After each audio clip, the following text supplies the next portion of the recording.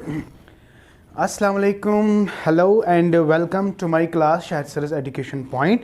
सो आज मैं आपके लिए दूसरा टॉपिक लेकर आया हूँ, early childhood care and education, and that's aims and objectives of early childhood care and education. Very important. ये थोड़ा एम्स इसमें मतलब इससे भी ज़्यादा है, like 20 more than 20 aims and objectives are there. बहुत सारे एम्स हैं, लेकिन उन सभी एम्स को पढ़ने के बाद जो मुझे इंपॉर्टेंट लगा तो आपके सामने मैंने ये सारे ऑब्जेक्टिव्स एंड एम्स रखे, तो एक एक करके आपको याद। हाँ, अगर इसके रिलेटेड कोई भी ऑब्जेक्टिव आता है या कोई भी एमसीक्यू बेस्ड कोई क्वेश्चन आता है तो आपको आराम से समझ आएगा। बिकॉज आपको सबसे पहले समझना है कि चाइल्ड को समझना है कि हम किसको चाइल्ड कहेंगे। एज मैंने ऑलरेडी आपको बोला है। सो हम कहते हैं अगर हम एजुकेशन देंगे किस बच्चे को जो 0 से 6 ईयर तक बिलोंग करता है, that's early childhood care and education. तो आप बहुत सारे रिपोर्ट्स को देखोगे, sergeant report, NPE, Kothari commission, secondary, बहुत सारे ऐसे रिपोर्ट्स हैं एजुकेशन के रिलेटेड जिन्होंने बात करी है किसके related, early childhood care and education. तो जब हम early childhood care and education की बात करते हैं तो also called pre schooling, pre primary schooling, right, pre primary schooling, kindergarten हम कह सकते हैं इसको, प्ले वे मेथड। ये सारी चीज़ें, सारे terms are related to what we called as early childhood care and education. तो ये कुछ एम्स एंड ऑब्जेक्टिव्स यहाँ पे हैं। हम देखते हैं कौन कौन सा एम एंड ऑब्जेक्टिव है, बहुत ही इंपॉर्टेंट है, आराम से आपको समझ आएगा। सबसे पहले हमें क्या डेवलप करना है बच्चे में, हमें डेवलप हर कोई एस्पेक्ट हमें डेवलप करना है। देखिए, बच्चा जो होता है, when a child is born, he is born with A clear mind. इसके दिमाग में कुछ नहीं लिखा होता है। He is born with A clean slate, his mind is just like clean slate. तो एक साइकोलॉजिस्ट है जिसका नाम है, I don't remember this time the name, John Locke, John Locke. तो वो कहता है चाइल्ड इज माइंड इज टैब्यूला रासा, टैब्यूला रासा। तो ये ऑब्जेक्टिव आ सकता है। टैब्यूला रासा का मतलब है child is mind is a clean slate, यानी when child is born nothing is written over it. तो it is it is the environment that writes many things on his और हर माइंड। समझ आया? जब वो मतलब जन्म लेता है, when a child is born he don't know anything, but जब टाइम ये साथ वारिया जब टाइम निकलता है तो धीरे धीरे आहिस्ता आहिस्ता इसको सब समझ आता है। बिकॉज वो इंटरेक्ट करता है इर्द गिर्द जो भी इसके सामने होता है, जो चीज़ होती है, पेरेंट्स होते हैं, सिबलिंग्स होते हैं, जो चीज़ होती है आहिस्ता आहिस्ता उसके दिमाग में वो आ जाता है। तो पहले दिमाग क्या है, क्लीन स्लेट। हाँ, तो सबसे इंपॉर्टेंट एम एंड ऑब्जेक्टिव अगर हम बात करेंगे वो है डेवलपिंग ए चाइल्ड।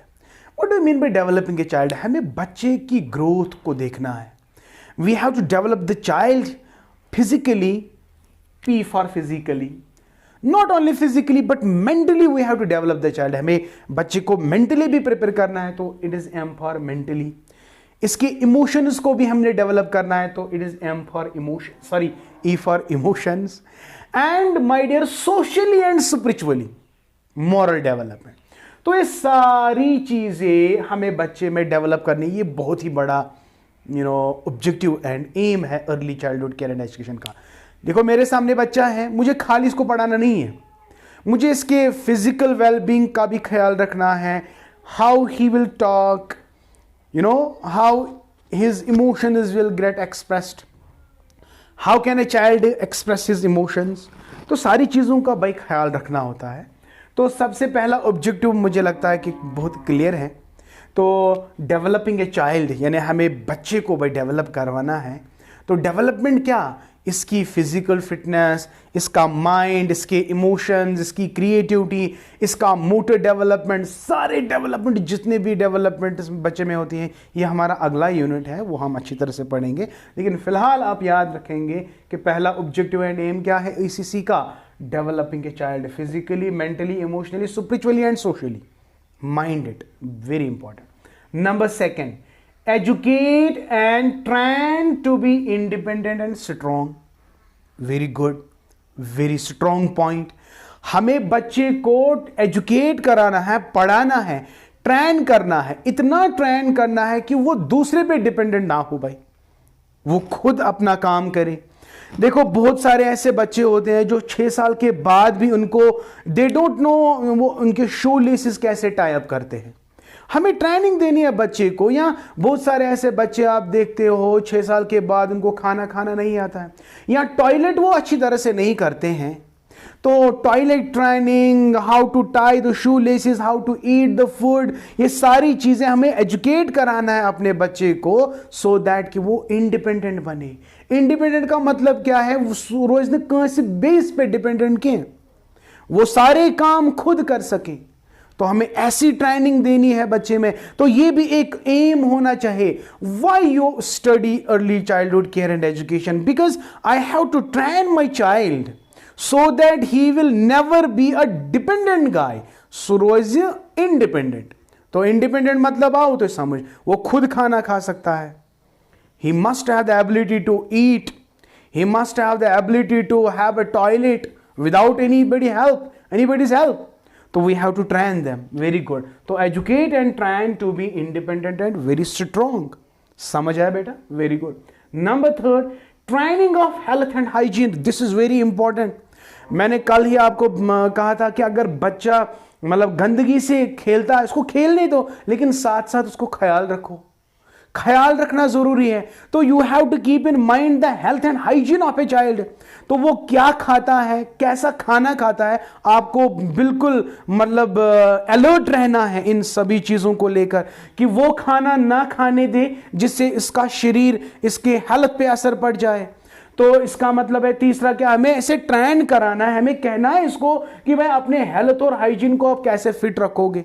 तो we have to give him a training regarding the health and hygiene. उसको पता होना चाहिए कि हेल्थ का मतलब क्या है। अगर मैं ऐसी बुरी चीज खाता हूं तो मेरे हेल्थ पे क्या हो सकती है, ये चीजें उसके जहन में डालना है। तो यही तो अर्ली चाइल्डहुड केयर एजुकेशन का ऑब्जेक्टिव है। Otherwise to educate a child means, हम एजुकेट क्यों बच्चे को करेंगे? क्योंकि अगर बेसिक, क्योंकि ये बेसिक है ना, बेसिक ट्रेनिंग है ना। एक अगर एक इमारत, बड़ी इमारत बनाओगे लेकिन उसकी बेस स्ट्रांग नहीं है तो वो बड़ी इमारत किसी काम की नहीं है, बिकॉज उसकी बेस जो है ना वो स्ट्रांग नहीं है। इसी तरह बच्चा जो है, ये 6 साल, ये बच्चे के 6 साल इतने इंपॉर्टेंट है कि रिसर्च कहती है कि 90% of the brain is developed during these 6 to 8 years। तो वी हैव टू कीप हमें बहुत ख्याल रखना है, बच्चे को बहुत ख्याल रखना है। तो समझ आया? तो we have to train the train the child keeping the health and hygiene in consideration. तो दिस इज वेरी इंपॉर्टेंट। अगर हेल्थ को कुछ हो गया तो माइंड को इफेक्ट पड़ जाएगा, अगर माइंड को इफेक्ट पड़ जाएगा तो ओवरऑल बिहेवियर पे इफेक्ट हो सकता है। तो you can not develop a child because mind controls the body. अगर बॉडी अनहेल्दी होगी तो माइंड तो इसको क्या कर सकता है? तो there must be a connection between mind and body. और ये कब बनेगा? जब आप हेल्थ एंड हाइजीन का पूरा ख्याल रखोगे। बेटा मुझे उम्मीद है कि आपको ये समझ आ गया। तो चलते तीसरा पॉइंट, ट्रेनिंग अप हो गया ये। And learning of school behaviour. School में जब जाएगा तो स्कूल का बिहेवियर कैसे होना चाहिए? जब वो अपने कोलीग्स के साथ खेले, अपने टीचर के साथ बात करे, तो इसको जो स्कूल, देखिए बेटा 2 एनवायरमेंट्स होते हैं बच्चे का। One is the home environment, another is the school environment. Home environment जो है वो इनफॉर्मल है, वो कभी भी आ सकता है, जा सकता है, बैठ सकता है, इधर उधर। लेकिन स्कूल में वो उसको स्ट्रिक्टनेस होती है, यानी वो क्लास अटेंड करता है, कोई फिक्स टाइम होता है आने का, जाने का, एटसेट्रा। तो एवरीथिंग इज फिक्स्ड। तो स्कूल का बिहेवियर एक है और घर का बिहेवियर एक है। तो जो घर का बिहेवियर है that is totally different from what school behaviour. तो हमें इसको ट्रेन करना है, हमें इसको एहसास दिलाना है कि school environment is different from the home environment. तो we have to train him, we have उसको लर्न करवाना है सोशल बिहेवियर। ये स्कूल बिहेवियर भी आ गया, तो ये भी एक अच्छा पॉइंट है। मैंने ये नहीं लिखा, हालांकि लिखना चाहिए था, लेकिन हाँ, सोशल बिहेवियर का मतलब है बेटा किसी से बात करना। हम कहते हैं ना शेयरिंग इज केयरिंग। हमें इसको सिखाना है भाई आपस में शेयर करना सीखो। बात कैसे करते हैं, मतलब किसी से लड़ाई नहीं करते, झगड़ा नहीं करते हैं, don't call the names of each other, ऐसी बातें उनको समझाना है ताकि वो सोशलाइज बने। सोशलाइज हम कहते हैं ना, बच्चा अच्छा है, सोशलाइज्ड है, उसको बात करने का तरीका आता है। बड़ा जब होता है तो बड़े से कैसे बात करते हैं, छोटे से कैसे बात करते हैं, टीचर जब होता है तो टीचर से कैसे बात करते हैं। तो ये सारी चीज़ों का ख्याल रखना ही होता है ना। तो अगर उनको सिखाना है कि आपको कब, कैसे, किसके साथ कैसे बात करनी है, how you have to behave, इसको सोशली हमें स्ट्रांग बनाना है। तो ये भी एक पॉइंट है, that is learning of social behaviour. बेटा मुझे उम्मीद है कि आपको सब समझ आया, ठीक है। एंड नंबर 3, हमें एनकरेज करना है बच्चे की क्यूरियोसिटी अबाउट हिज एनवायरनमेंट। तो जिस एनवायरनमेंट वो रहता है, बहुत सारी चीज़ों के साथ इसको इंट्रैक्शन होती है, तो इसको एक क्यूरियोसिटी डेवलप होनी चाहिए। जब भी वो किसी नए चीज़ को देखेगा, इसको क्यूरियोसिटी होनी चाहिए कि भाई ये क्या है, वो क्या है। तो इसको क्यूरियोसिटी डेवलप करो। एनवायरमेंट में, इसके इर्द गिर्द सराउंडिंग में, एनवायरमेंट जितनी भी चीज़ें हैं उनकी उसको क्यूरियोसिटी बढ़नी चाहिए। फर्ज करें कि बच्चे ने पहली बार पेन देखा तो ये इसको क्यूरियोसिटी रहनी चाहिए कि ये पेन क्या है, इसका काम क्या है, ये किस चीज़ से बना है। तो ये क्यूरियोसिटी डेवलप करनी चाहिए। We have to encourage the child so that इसकी क्यूरियोसिटी बढ़ जाए जब वो एनवायरमेंट के साथ इंट्रैक्शन करे। समझ आया बेटा? तो this is encourage child is curiosity about his environment. Okay. And developing vocabulary में बेटा 3 R's पे आता है, how to read, how to write and how to do mathematical calculation. ये तो ऑलरेडी आपको पता ही है, डेवलपिंग वोकेबलरी। तो ये भी इंपॉर्टेंट ऑब्जेक्टिव्स है। एंड 7th पॉइंट आप देख सकते हैं, developing the concepts of right and wrong things. This is very important. जब बच्चे को पहले ही समझ आएगा what is right and what is wrong, जब वो बड़ा हो जाएगा ना, तो उसको इतना ज़्यादा फायदा मिलेगा, इतनी ज़्यादा डेवलपमेंट होगी कि पूछने की बात नहीं है। लेकिन अगर बच्चे को पहले ही इंप्रेशन दिया जाए, पहले ही बच्चे को बोलेगा, कोई किसी से, कोई फादर से मिलने आया तो मैं फादर कहता है बच्चे को, इसको कहो फादर घर में नहीं है, हालांकि फादर घर में ही है लेकिन वो बच्चे से झूठ बुलवा रहा है। तो ये गलत आदत डाल रहा है बच्चे में। जब यही बच्चा बड़ा होगा, या मान लीजिएगा बहुत सारे ऐसे पेरेंट्स हैं वो अपने बच्चे को कहते हैं बेटा मेरे लिए सिगरेट लाओ। Oh, what will happen to that very child? तो ऐसी बुरी आदत अगर इन 6 साल में डेवलप करेंगे तो ये पूरी जिंदगी नहीं निकलेंगी बेटा, नहीं निकलेंगी। तो as a teacher, as a student, कल एज ए पेरेंट आपको ये चीज़ों का ख्याल रखना है कि बच्चे को कैसी तरबियत दे। बच्चे को जिस दिशा में आप ले जाना चाहते हो ना, वो इस दिशा में जो वो जाएगा, क्योंकि ये ऐसा स्टेज है, इट्स अ फ्रेजाइल स्टेज। अच्छा कशर पे वन जविज मूर यकुन फिरहन तुकुन फेर पगह ये वार वार जविज मूर अख बराबर कुल छुना बनन, पत अगर अमें होल हिस्सन कर ये फटे, ये टूट जाएगा, ये बिखर जाएगा। इसलिए बेहतरीन समय क्या है, टाइम क्या है? यही 6 साल, यही 8 साल। बच्चे को जिस दिशा में आप ले जाना चाहोगे उस दिशा में ये चला जाएगा। तो अगर आप डेवलप करोगे राइट थिंग्स तो राइट थिंग्स हमेशा के लिए डेवलप हो जाएंगे। अगर आप रॉन्ग थिंग्स डेवलप करोगे तो रॉन्ग थिंग्स ही डेवलप हो जाएंगे। आई होप बेटा ये क्लियर हो गया। Developing concepts of right and wrong. Number 8, to develop creativity and aesthetic sense. Aesthetic sense means love of beauty. Creativity means to discover something new, something novel, something original. Are you getting my point? देखिए आज से 25 साल पहले जब हम बात कर रहे थे, हमारे कश्मीर में मोबाइल फ़ोन का कॉन्सेप्ट नहीं था ना? No, there was no concept the mobile phone. जिसने वो मोबाइल फ़ोन बनाया तो उसके दिमाग में कोई नया आइडिया आ गया होगा, तो दैट पर्सन इज़ क्रिएटिव। तो बच्चे में क्रिएटिविटी डेवलप करो, क्यूरियोसिटी डेवलप करो, वो ताकि वो ज़्यादा ज़्यादा चीज़ों को एक्सप्लोर करने की कोशिश करे। तो to develop the creativity and aesthetic sense love for the nature, love for the birds, love for the animals, flowers. Aesthetic यानी अच्छाई, ब्यूटी उसको समझ आनी चाहिए। Everything has an aesthetic value. My cap, it has an aesthetic value. My pen, it has aesthetic value. My clothes, it has an aesthetic value. Aesthetic value को समझना है, बच्चे को ये डेवलप करवाना है। समझ आ गया? ओके। नंबर 9th पॉइंट आप देख सकते हैं, to encourage in participating extra curricular activities. Extra curricular activities, indoor games and outdoor games. तो बच्चे को खाली पढ़ाई की तरफ ज़्यादा ध्यान ना दिया जाए, बट जो एक्स्ट्रा करिकुलर एक्टिविटीज़ है उनमें भी वो पार्टिसिपेट करना चाहे। ठीक है? तो ये भी एक एम है, ऑब्जेक्टिव है early childhood care and education का।